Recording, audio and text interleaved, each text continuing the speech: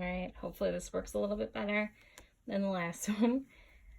Here's chapter 3 of the Miraculous Journey of Edward Tulane. As you can tell, Evelyn and her family are pretty fancy. So let's see what's going on here. Remember, it ended with him saying, the Rosie affair and the vacuum cleaner incident, those were the great dramas of Edward's life until the night of Evelyn's 11th birthday, when at the dinner table, as the cake was being served, the ship was mentioned. Chapter 3. She is called the Queen Mary, said Evelyn's father, and you and your mamma and I shall sail on her all the way to London.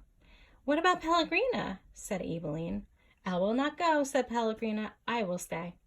Edward, of course, was not listening. He found the talk around the dinner table excruciatingly dull. In fact, he made a point of not listening if he could help it. But then Evelyn did something unusual, something that forced him to pay attention. As the talk about the ship continued, Evelyn reached for Edward and took him from his chair and stood him in her lap. And what about Edward? She said, her voice high and uncertain. What about him, darling? Said her mother. Will Edward be sailing on the Queen Mary with us?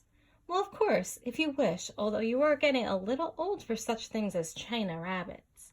Nonsense, said Evelyn's father jovially. Who would protect Evelyn if Edward was not there? From the vantage point of Evelyn's lap, Edward could see the whole table spread out before him in a way that he never could when he was seated in his own chair. He looked upon the glittering array of silverware and glasses and plates. He saw the amused and condescending looks of Evelyn's parents, and then his eyes met Pellegrina's. She was looking at him in the way a hawk hanging lazily in the air might study a mouse on the ground. Perhaps the rabbit fur on Edward's ears and tail and the whiskers on his nose had some dim memory of being hunted, for a shiver went through him. Yes, said Pellegrina without taking her eyes off Edward.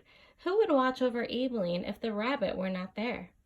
That night, when Evelyn asked, as she did every night, if there would be a story, Pellegrina said, Tonight, lady, there will be a story. Evelyn sat up in bed. I think that Edward needs to sit here with me, she said, so that he can hear the story too. I think that is best, said Pellegrina. Yes, I think that the rabbit must hear the story. Evelyn picked Edward up, sat him next to her in bed, and arranged the covers around him. Then she said to Pellegrina, We are ready now. So, said Pellegrina, she coughed. And so the story begins with a princess. A beautiful princess? Evelyn asked. A very beautiful princess. How beautiful?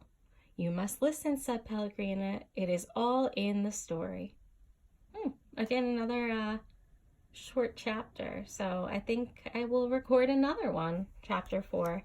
And that'll be it for today. And then hopefully tomorrow we'll record a few more. All right, guys, I hope you're enjoying it so far. I promise it gets good. Bye-bye.